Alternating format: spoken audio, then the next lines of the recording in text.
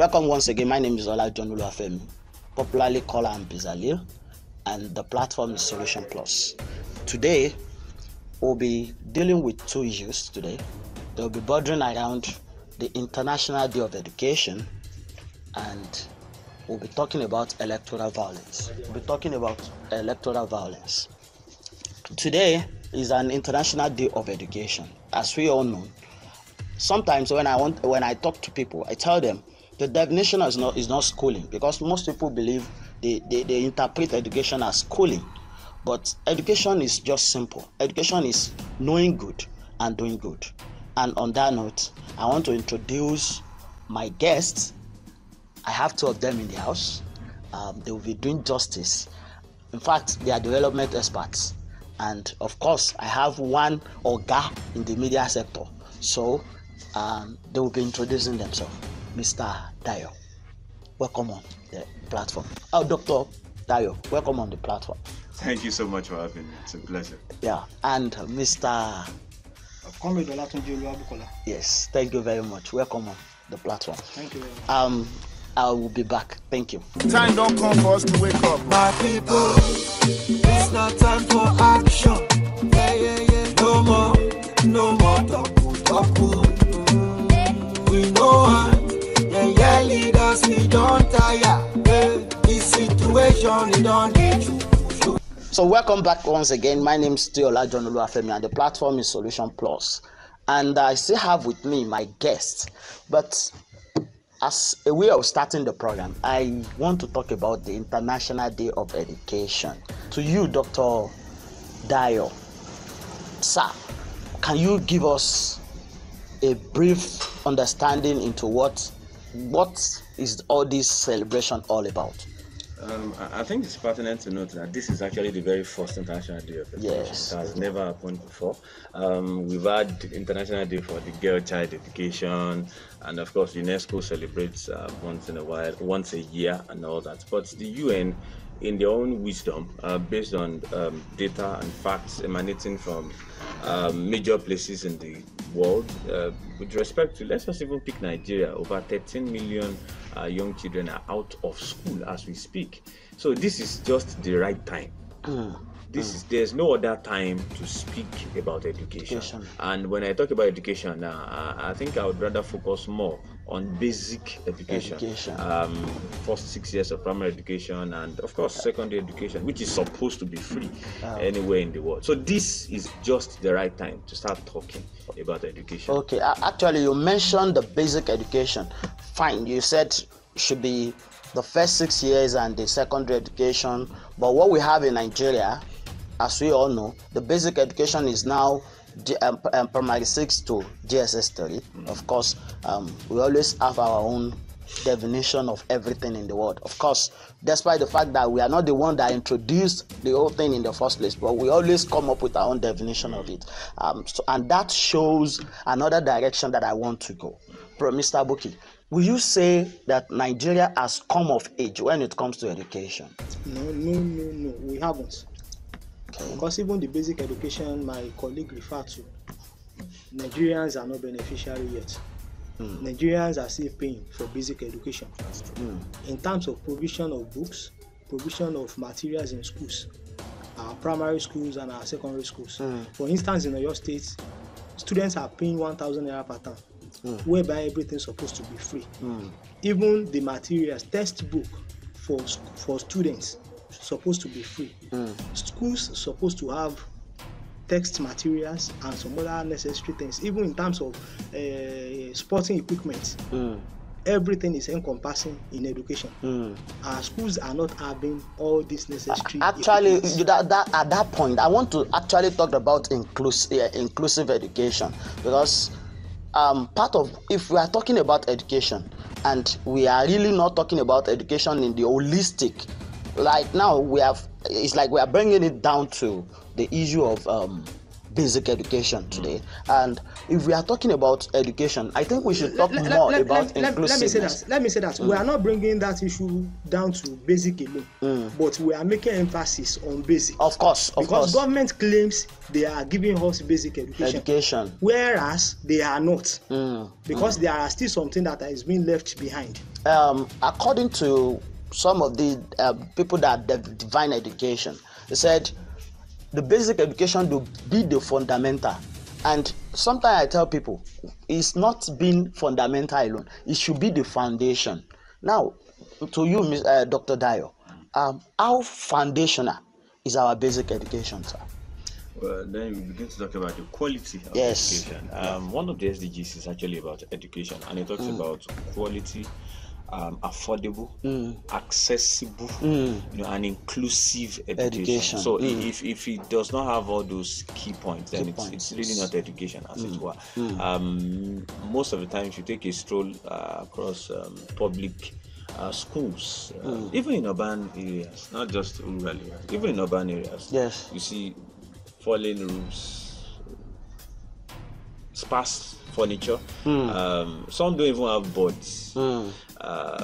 Students sitting on the floor, some on the window. Some don't even have teachers for certain subjects, which means with all these examples I've given, the education is not qualitative. It's not qualitative. It's not accessible. Because when you look at of course, he just mentioned some people paying. If you have to pay at all, then it's not free. It's not free. Yes. Whatever you are paying for is not free. I mean, the question of how free is free education, you shouldn't even come up at all. There should not be how free. If it's free, it should be free. I mean, all through. So, as it were, our own kind of free education, really, it's not there. It's not affordable. It's not really accessible, and it's not inclusive. A good number of children still can't go to school today. And I'll take. I think Malala Fund is running a project about young girls who probably have started their periods and their menstruation cycle, and because some of them could not afford sanitary pads, will not go to school. I think I'm coming back to that inclusiveness. Let me quickly talk about this. We in education, I think we have 3 domains in education. I want to talk about how well we are preparing our future generation for the tasks of the future. Like, we have 3 domains in education. The first one is cognitive, we have affective, and we have psychomotor. The cognitive talks about the knowledge aspect. How do you develop the knowledge of the children? And the second aspect talks about the attitude. It's like, of course, it's like we are removing that in our education these days. Then we talked about the psychomotor. It talks about having field where they can play and all the rest. So how inclusive, if you look at those 3 domains, do we have anything close to that in our education today? I think the only style of teaching or running a school that actually has all the 3 is the Montessori style. Okay, and in fact, even private schools that call themselves Montessori schools, those they hardly fit in, and only the Montessori style. And I think the only country in the world that has it up to 90% right now is Finland. Thank you. So not even the United States of America, not even Britain. For God's sake, most people that might not know, Britain is only popular with tertiary education. Their basic, even secondary, high school education is really not that much popular. But for basic education, Finland is the way to go. They have the best. In terms of quality, in terms of the output. Finnish education is the best in the world. They've been able to, over time, as a product of research, been able to include different aspects of education, ensuring that from even almost age 0, the child is put in the right way to increase and encourage learning. The environment, even the teaching apparatus, the teachers themselves have been trained so well that they understand each child, and every child is taken care of. I mentioned the Montessori style. From the Montessori side, that was what the federal government tried to do, something close to that in Nigeria, and they came up with schools for the the specially talented, you know, and all that. I don't know if it's still in existence now. That they will select that probably scored a particular grade, maybe from 70 upwards. They know that, okay, these people should have special attention. So I'm not sure it's still on now. But the right thing is that you don't put all students in one class. Everybody does not have the same rate of assimilation. So if you keep judging a snail, okay, with the same what do I call it now? With the same rules as a rabbit on the track, using the same yardstick. You understand? So and just look at the two instances I just created. You want to judge a snail and a rabbit. Oh wow, that's a word apart. You understand? Word apart. With the same rules on a racetrack, there'll be trouble, because I mean this guy was naturally created to just crawl and just struggle from here to there. Now he might eventually get there, but it was not designed. A snail is not designed to run a race. A rabbit is naturally designed to run a race. Yes. And see, as human beings, some will say men are in sizes, you know, life is in phases, men are in sizes. So we all have our different rates of assimilations. We all have ways, places where we're good at. That someone is not smart enough, in quotes now, to maybe assimilate mathematics or English, does not mean he couldn't be a very brilliant musician. So it's not left for the educational system to be able to identify persons like Dr. this. Dr. Dayo, Yes. let me say this. I think where the point you are trying to drive at, there is a scenario in a secondary school. Good. The guy tries as much as possible to create a moving vehicle. Though it is not the one that is moving on the road, but at least moving in the classroom. Moving on its own. Yeah, moving on its own. So the principal was now commenting that, oh, the way this guy did, he did something very good, something very excellent, but his capacity is low. Is very, very low in terms of academic. Wow. And I say, why? His capacity is high. You just have to find it and then detect that this person belongs to be here. Exactly. That student supposed to be in one of our technical schools. Yes. Where he can fit in. Yes. Not in the classroom. Now we are learning. getting to what I'm saying. You know, we have the people that are good they are good at the cognitive level. Yeah, okay. They are good at the cognitive level. Some are good at the affective level, and some are good at the psychomotor. And I think our education should be all involving. Should be very, very all involving. Of course, everybody will choose their own path at the end of the day, but at least our education should be all involving. Thank you, Mr. Dr. Ogunbowale. I'm sorry to use that word, Mr. So thank you, Dr. Thank you so much. Ogunbowale. And let's quickly move to something very important. But before then, let's go on a short break. Them say the way you lay your bed, now so you go lie on top. When you sell your votes, not poverty, you get invite to make you shine your eye. Make you no sell your vote, no shishi for bride. If you talk, you say, and I talk, you say, no shishi for bride. If you talk and I talk, and we all the talk, you say, no shishi for bride. You say, no shishi for bride. You say, no shishi. So welcome back once again. My name is still Olatunji John Oluwafemi. I'm popularly called IamBezaleel, and the platform is SolutionPlus. Now we'll be talking about how to solve the problem of youth involvement in electoral violence. As an ambassador of YCATEM 2019, and YCATEM is Youth Campaign Against Thuggery and Electoral Violence. I'm actually an ambassador, and I want to use this medium to actually tell people that we youth, we are moving against electoral violence. Of course, I said something on this platform last week Friday. I said, if their children are not qualified for violence, of course, you are definitely 100% not qualified. So if their children are qualified to move outside of Nigeria because of violence, then you are also qualified for the same thing. So, and at this point, I want to say, how do you define electoral violence in Nigeria? Okay, violence is violence, actually. Yes. And electoral violence simply means violence perpetrated along the lines of elections, pre-elections, on the E-Day, which is election day, and post-election.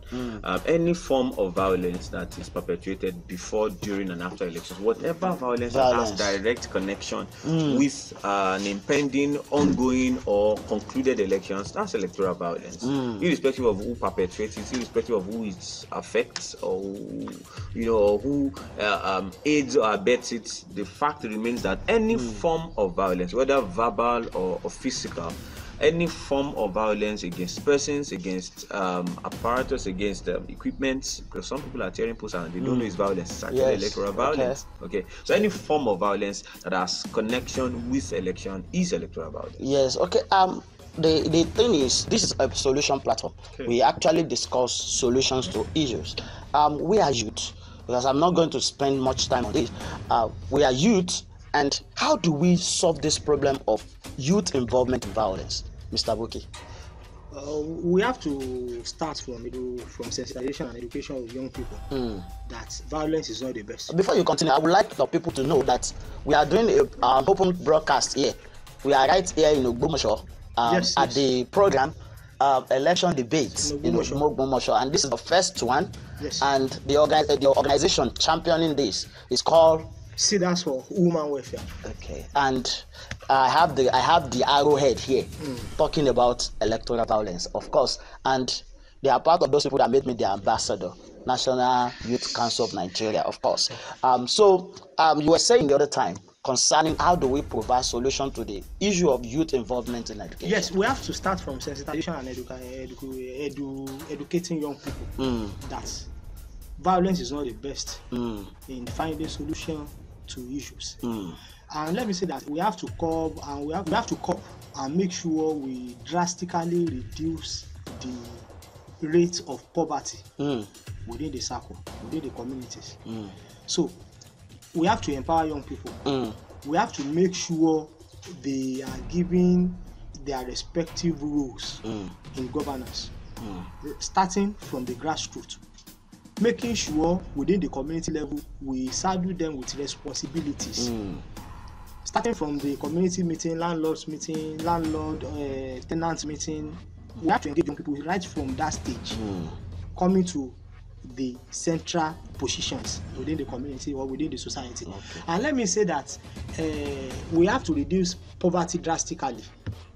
Without us reducing poverty, there can't be solution, because someone who has not gotten something to eat or did not have anything tangible doing, they are being recruited to come and serve as stock, to come and serve as battle worker or battle instrument for field soldier. Food soldiers for some people. So we have to reduce poverty. Yes, Mr. Dr. Adebo Ogunbowale. In over time, people has been complaining about poverty as the root cause of electoral violence, vote buying, and all the rest like that. How do we solve this problem? Many times people have tried to justify poverty being a major cause of challenges, even corruption. And but we only just need to be a student of history and just understand some research. Poverty does not cause corruption. Corruption actually causes poverty. It's a reverse case, because when people are poor, they tend to look for money, and people say yes, it's because they are poor. That's why they sell our votes. Really, how did we get to that particular point? So many times we should ask ourselves the question: how did we arrive here? Because if we do not know how we got to a particular point, it will be hard to decipher a way out. Yes. Okay, so I tell people many times, I said one good way that we can begin to solve this major challenge: one, let's understand that we have a problem, number one. Okay, then what particular problem or challenge do we really have? Can we decipher and be clear enough? And this is one challenge we have. Someone said we need leaders who are experienced and all that. We don't need motivational speakers. I may go to say the person is wrong, because if you ask me, I think one thing we need more than anything else is a motivational speaker in charge of governance. If you look at most successful leaders all over the world, not just even in this part of the world, some want to talk about Western countries, United States of America and all that, you need someone to motivate you to do the right thing. A lot of people are saying we need to change our mind. How do you want to change people's mind? By laying hands on them? or casting out the corrupt spirit in them, you must be able to encourage them and talk them out of that situation. Okay, so you need an oratory specialist. You need someone who is brilliant enough to be able to talk people out of doing what they used to do or what they are used to do. Are we saying that National Registration Agency should be properly engaged? I think we all know that the NOA exists. Yes. But they are really not performing. They are not really not living. They are existing. They are just merely existing. And with due respect to persons who work there, I mean, I've met a number of people and I know a number of people. I think the same thing happening to every civil, service parastatal is just what they are going through. It's not peculiar to NOA alone. We've seen other parastatals too that have gone almost down the drain, not really getting anything as it were. So I want to unpick NOA now and say of all the parastatals that they are useless. No, I think it's a general thing in all parastatals. But for you, what they are supposed to be doing, they really are not doing. Yes. For whatever reasons, they are not doing it. And really, I think, yes, NOA should work, but I would have expected the GCFR who will come on here and talk and people want to listen. Okay, President Donald Trump, while he was president, while he was contesting now as an aspirant under the GOP, had this to say about President Barack Obama. He said, well, we might not like Barack, we might not like our president, but he can talk. Yes. He can't deny it. He can't deny it. And that is one president that will leave his country and go to a war-torn zone, go to a place where people do not like Americans and talk, and people stand up and be giving him applause. Some people have even clapped when they remember, that's supposed to be my enemy. He was able to carry his people along, and this is something we need to begin to look at. Unfortunately, we're in a country where we call for debates and people don't show up. Before we go, yes, in just a minute, what can you do to solve the problem of electoral violence? Okay, good. I think we started it on a right tone, and number one on the list is that we start getting actively involved in politics. Because if you're not really actively involved, that's when they begin to engage you to perpetuate all forms of violence. So if you are actually, for example, contesting now, you would be perpetuating violence. If you're directly connected to someone who is contesting and probably you are in his strategic team, you will not be perpetuating violence. So number one on the list for me is that young people should begin to participate actively. Participation is key. We have 91 political parties registered right now. That's enough opportunity for young people to learn. You might not be contesting to win, but you are contesting to learn. Okay, so by the 2023, you are far better than someone who didn't even throw his heart in the ring now. So number one, participate. Number two, we need to begin to look for ways by which, as young people, we empower ourselves, get educated, and look for ways where you yourself can make money. And not depend on someone. Personal development, self-empowerment, not waiting for someone to come and distribute something and then you feed on it for a while. So I think the third one, which directly connects to the government, young people need to now start getting involved in governance, not just elections now. Governance. Young people must be involved. Bring them in governance. See how government runs. It's easier to talk outside government house. There's a saying that on easy lies the head that wears the crown. When you actually get on the seat, you know how it pinches and how hot it can be. That's why they call it hot seat. So young people need to be involved. Young people need to self-empower themselves, and then much more importantly, get involved in governance. Thank you very much. We are about to start the program, and we, of course, is an open broadcast, so we have to go now. Mr. Dr. Ogunbowale, can you please tell us your name once again, your social media handles, if they want to connect with you? All right, I'm Oladayo Ogunbowale, media practitioner, development media practitioner, dev media, and on Twitter I am at MOG_Dayo, MOG_Dayo. On Instagram it's at Dayo Bowale. On Instagram it's at Dayo Bowale. And on Facebook, of course, Oladayo Bowale Oluju. So you can always connect me. Okay, and I'm Comrade Olatunji Oluwabukola. On Facebook, Olatunji Oluwabukola. With the high. Yes, with the high. As witness. As witness, okay. And thank you very much. I want to say a big thank you to my guest. And my name is still Oluwafemi. I'm popularly called IamBezaleel, and the platform is still SolutionPlus, where we discuss solution, not the solution, but we discuss homegrown solution to problems. And if you want to connect with me, my Twitter handle is @Tuaji White. My Tuaji White is spelled as TWERGY White. That's my Twitter handle, and you can always search for me on Google. Just put IamBezaleel, you'll get me. Thank you very much. Until I meet you next time, stay blessed. Thank you. If you sell your vote, sell opportunity, sell your tomorrow. You said good roads, good health, and education.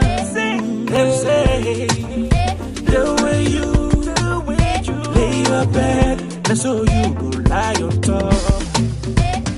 They go try to bribe you with chichi, make you no say your future for chichi. They go surely take them back with profit, now you go suffer. Suffer, Naija.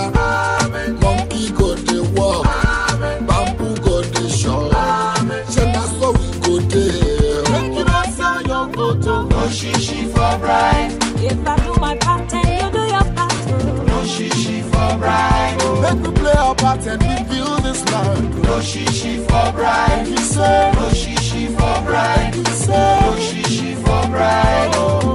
Nigeria go better. Corruption kill us, bribery finish us. Last, Chuku still got us. Who won't change Nigeria but us? Let's make it work again, everybody rise again. Tire for the talk, nobody won't do the work. Nobody won't die there, I speak with no fear. Change out for them, you can't buy my soul. No shishi for your votes, this not the new oaths. How much is your vote really worth? How much they want to give you for the pain? If we choose wrong, then waiting we gain. My brother, waiting we gain. Don't go sell your future to some criminals who don't get the conscience. Don't be say we go just